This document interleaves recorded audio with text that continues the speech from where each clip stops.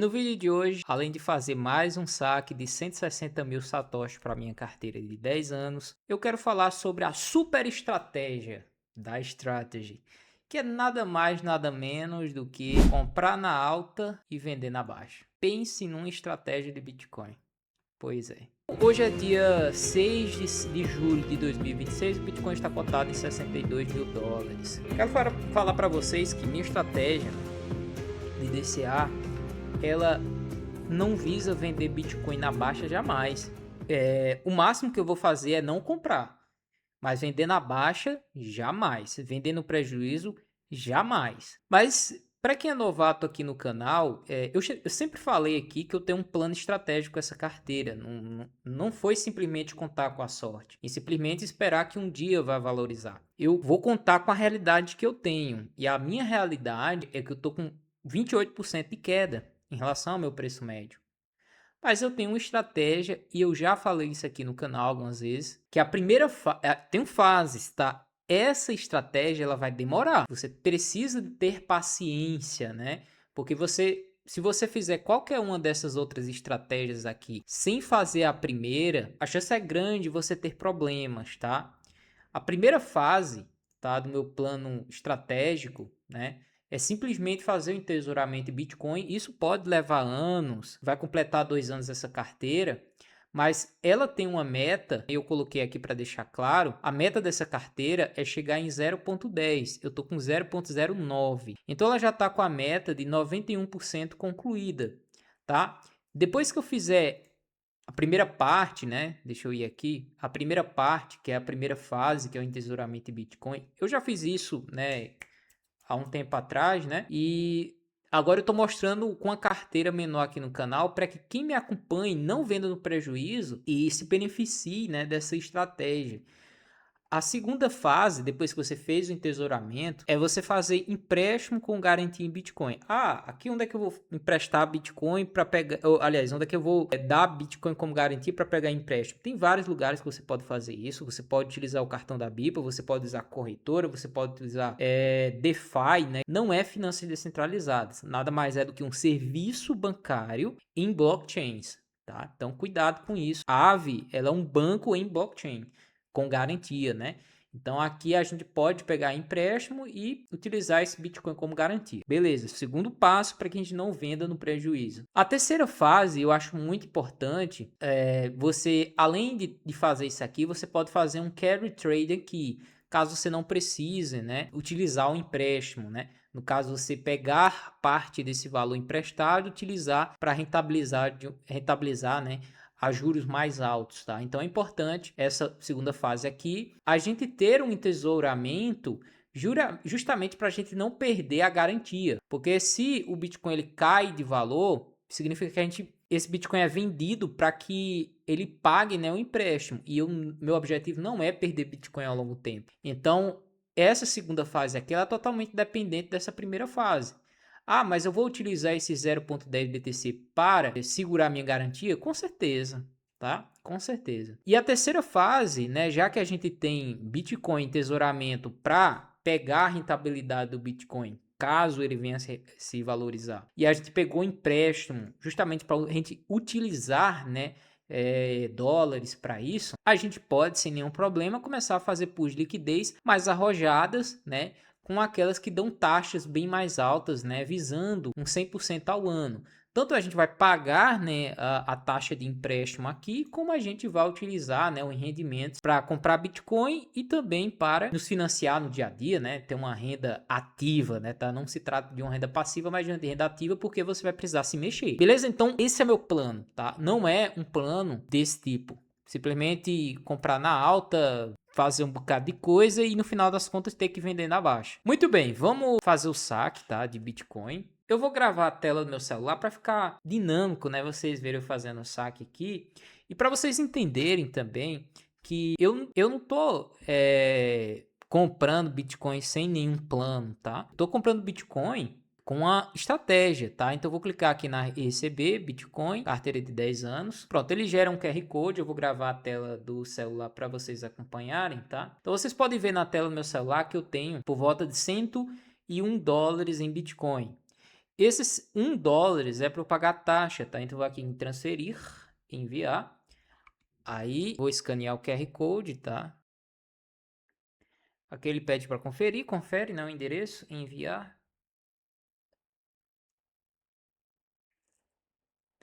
Muito bem, enviado. Enquanto não chega, tá? Nessa minha carteira, se a gente vier aqui em transferências, vai aparecer aqui, tá? Enquanto não chega, vamos falar dos ciclos, tá? Vamos falar de fazer uma análise gráfica, falar de análise on-chain. Bom, primeira coisa que eu quero falar para vocês é sobre o ciclo Bitcoin.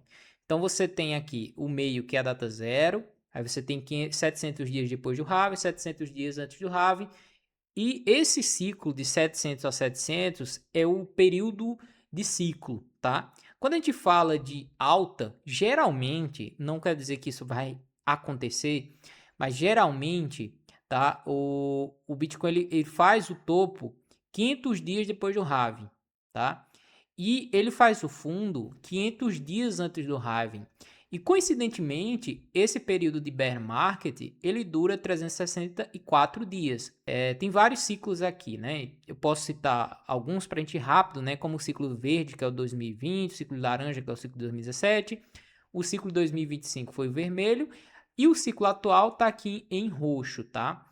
Esse aqui, ó, iniciou aqui. Veja que o fundo ele sempre se dá aqui, ó, por volta de 500 dias antes do halving. Então temos mais alguns dias até chegar aos 500 dias antes do halving.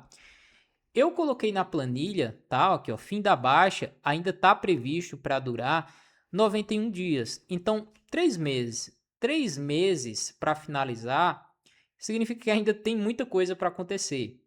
O Bitcoin pode cair 20%, pode cair mais 30%, pode ir para os $40 mil, como todo mundo espera, pode acontecer. Mas se a gente analisar, né, os investidores de longo prazo, tá? Que são investidores que compram Bitcoin a mais do que 150 dias, se eu não me engano, tá? Aqui tem as especificações, deixa eu ver, ó. Mais do que 150 dias, né?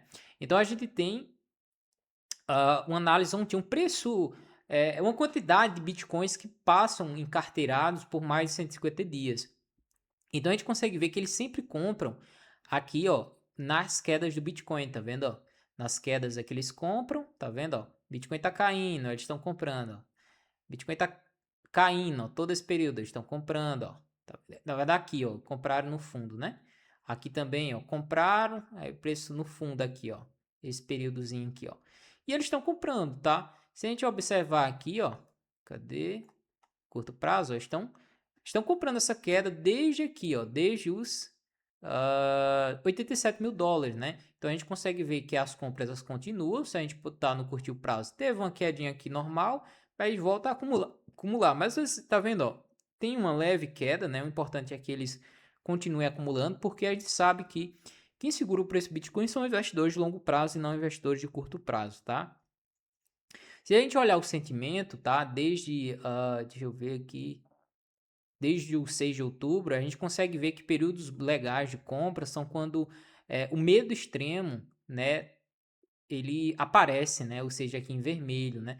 Nesse momento a gente está em laranja, medo, né, aqui é o indicador, né. Fear, medo, né, 25 já é medo extremo, né, então provavelmente esse indicador já vai mostrar vermelho. Então, esses períodos aqui em vermelho são períodos bons de comprar, né, embora eu tenha comprado aqui alto, né, 90 mil dólares, né, aqui 70 mil dólares, né, 63, e aqui também, né, 60 mil dólares, né, mas quem sabe, né, a gente consegue fazer um preço médio legal aqui nesse período. Provavelmente eu posso deixar de comprar, tá? Quando eu atingir a meta aqui de 0,10, eu provavelmente não vou mais comprar nesses períodos aqui em verde, tá? Esses períodos em verde eu vou aproveitar para fazer aqui um caixa, né? Eu vou colocar aqui na planilha um caixa e a gente vai começar de fato essa estratégia aqui que eu falei para vocês, tá? Que é essa fase de empréstimo com garantia. A garantia não vai ser utilizando esse 0,10, são novos bitcoins comprados, tá? Mas esses bitcoins comprados, eles serão aqui, ó, no medo ou no medo extremo. Jamais em ganância não compraria bitcoin, tá? Muito bem, com isso a gente olha um dado ontem muito interessante, né, que é o preço realizado, tá?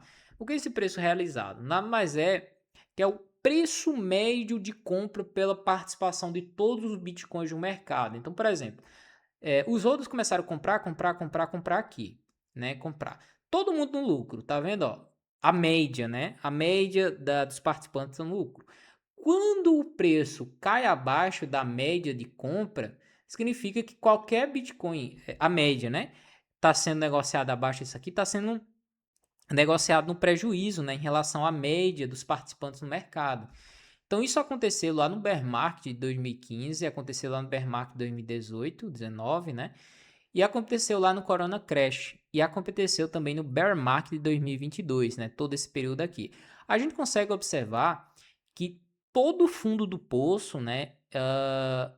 O preço ele cai abaixo, ele começa a ser negociado abaixo da média, né?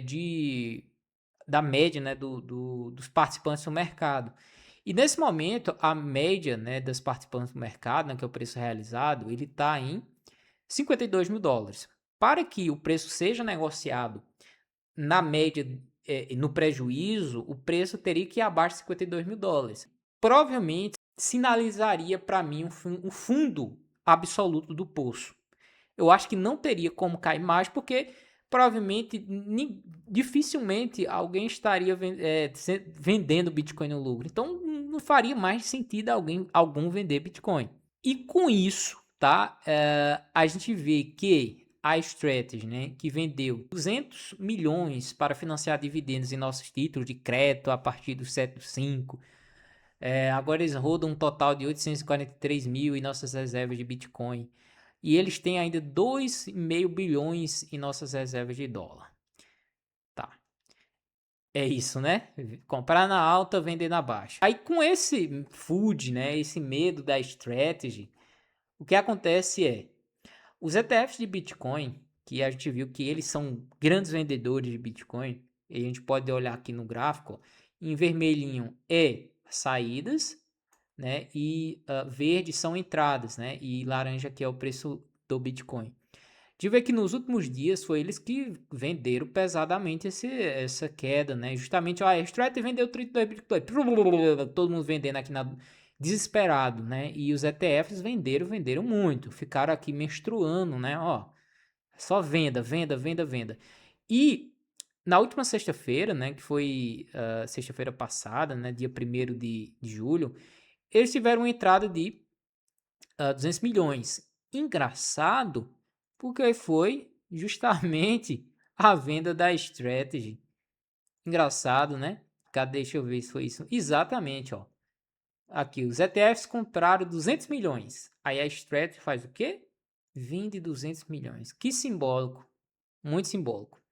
Mas eles ainda têm um total de 50 bilhões para vender, ou seja, um total de 636 mil bitcoins. Enquanto a Strategy, tá? A Strategy tem ainda 840 mil para vender. E agora? Pois é, né?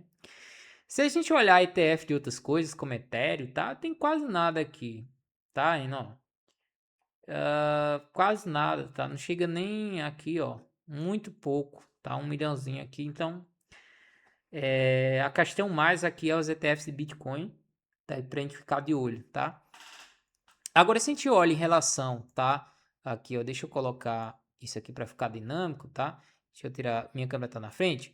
Vê só, se a gente coloca aqui no gráfico semanal, aqui a gente tem BTC USDT, isso aqui pega agregado de várias corretoras, e a gente passa o mouse aqui, ó, a gente tem, ó, 200 milhões, 300 milhões, a cada queda, né, abaixo de 61 mil dólares, a gente está falando aqui de milhões de dólares em liquidação, né? Então, tem muito dinheiro aqui abaixo, tá vendo? Então, há uma chance, tá, do preço continuar caindo, né, nos próximos meses ou semanas. E eu posso até fazer uma análise gráfica do Bitcoin, que ele agora está cotado 62, deu uma subidinha. De imediato é o seguinte, tá? A gente poderia, sem nenhum problema, até traçar uma linha desde o topo, passando por esses fundos, ó, como encaixa certinho, tá vendo, ó? Ó, essa linha vermelha, ó. Esse topo, né, uma armadilha aqui, né? Rompeu, aí volta tudo, né? Aí ele começa a bater. Tá vendo como tá essa linha aqui tá fazendo sentido? Tá vendo? Ó, um toque aqui, outro toque aqui, outro toque aqui, outro toque aqui, aqui, tá vendo? Faz bastante sentido. Só que se a gente olhar, né, aqui, ó, a partir desses dois topos, esses dois fundos aqui, a gente consegue observar uma figura bem interessante, tá? Que é uma figura que sinaliza perca da força de tendência. Qual a tendência? A tendência é baixa. Só que a gente tem fundos, né, não tão distantes, né, como a gente tinha aqui atrás, e topos não tão distantes como a gente tinha aqui atrás, tá vendo? Então, geralmente se tende a começar uma curva, né? Assim, ó, tá? Fazer essa curva assim. Que é justamente na gráfica de psicologia de sentimento que eu já mostrei para vocês e eu quero mostrar depois. Só que além disso, a gente consegue observar dentro desse triângulo aqui em verde outra figura que costuma, tá, romper para cima, tá? Assim, ó, tá? A gente consegue traçar esses dois fundos, esses dois topos aqui, justamente com esse. Essa queda aqui, aí provavelmente foi ETF vendendo e medo da strategy que vendeu, né? Que vendeu aqui 200 milhões. Então, aqui, né? Então a gente consegue desenhar essa figura aqui também costuma romper para cima. Se a gente olhar o RSI, tá vendo, ó? A gente tem fundos mais baixos, o fundo mais baixo que o fundo anterior, tá vendo aqui o RSI, e no RSI, né, a gente tem um fundo mais alto do que o fundo anterior. E esse RSI nada mais é que um oscilador matemático, tá? Ele costuma, né, indicar o que a gente já está vendo aqui, tá? O que significa que essa força vendedora aqui, ela foi menor que essa, tá? Apesar dele ter um fundo mais baixo. Por quê? Para essa força vendedora ter essa intensidade, o oscilador teria que ir pelo menos para esse mesmo patamar. Vocês estão entendendo aqui?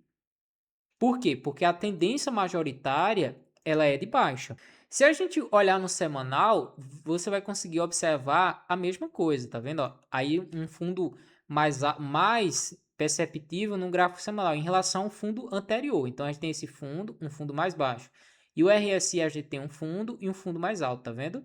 Então, mesma ideia, tendência majoritária de baixa. Para que essa força vendedora tenha essa potência, o RSI teria que ir nesse patamar, o que seria ruim, tá? Porque essa força vendedora, sendo comparada a essa, sinalizaria mais quedas, tá? Só que aqui, né, ele perdeu aqui a potência, tá? Deixa eu colocar aqui, diário. Agora, se a gente for para psicologia de sentimento, tá? Deixa eu tirar o gráfico do RSI e a gente consegue, né, ver de fato, né, aqui a psicologia de sentimento, tá? Que é justamente isso aqui, ó. A gente tem excitação, né, com o Bitcoin subindo, euforia, aqui começou a cair, negação, né? Aí a gente tem essa queda aqui, medo, né? Pânico, né? O Bitcoin começa a subir e volta, né, para onde ele teria que ir. Aqui a gente tem um desânimo. E eu tô bem desanimado com essas vendas da Strategy também, tá? Tô bem desanimado, mas no desânimo, né, a gente geralmente tem essa perca da força da venda, tá? Quando eu postei isso daqui, deixa eu ver se eu consigo ir para vocês acompanharem, tá interessante, para ver se a gente não, ver se realmente esse gráfico vai acertar, tá? Deixa eu colocar aqui, ó, esse aqui, ó. E a gente vê a data que eu postei isso aqui, ó. Deixa eu botar aqui. Eu postei isso aqui foi dia 21 de junho, tá? Nós estamos dia 5 de julho. Qual dia? 21 de junho, né? Então, exatamente, ele tá seguindo, ó. Eu posso até marcar aqui no gráfico, porque a gente fica acompanhando, né? Eu vou marcar aqui em laranja, 21. Aqui, ó, 21. Vou marcar aqui em laranjinha do jeito que tá lá. Deixa eu aumentar isso aqui. Eu vou botar mais grossinho. Pronto. Aqui, ó. Postei isso aqui, né? Exatamente. O preço tá seguindo, tá? A minha expectativa é que o Bitcoin retome, tá? Os 100 mil dólares até acima, né? E a gente vê o que acontece quando ele chegar aqui, tá? Aí a gente vê. Beleza. Então, falta registrar a compra de hoje, né? Vamos lá na carteira. Aqui, ó, transações, e a gente consegue ver que vai chegar para mim 162.078. Aí vamos aqui, ó, em BTC USD, vamos puxar isso aqui. Hoje eu gastei $101, 162,079, acho que é isso, né? Então, meu preço médio de compra, né? Acho que ficou aqui, ó, deixa eu ver, PM, isso, ficou em 62.300, tá? Aí, vamos ver meu preço médio aqui, ó, meu preço médio, ele cai para 86.387, né? Minha perca, né, em relação ao preço médio, ele tá em 28% de baixa, é uma pancada grande, mas espero que venha dias melhores, né? A gente venha de fato ver o Bitcoin finalmente acima de $100.000 no próximo ciclo, né? Ainda não finalizou, né? A gente vê que ainda tem 91 dias ciclo, né? A gente veja já o Bitcoin aqui, né? Acima da região de $80.000, né? Já antes do halving, né? Aqui, ó. Aqui nessa região, né? Esperaria aqui o Bitcoin nessa região aqui, próximo de $92.000, quem sabe. Bom, então aqui é isso. Se você gostou desse vídeo, deixa o like. Forte abraço. Até o próximo vídeo.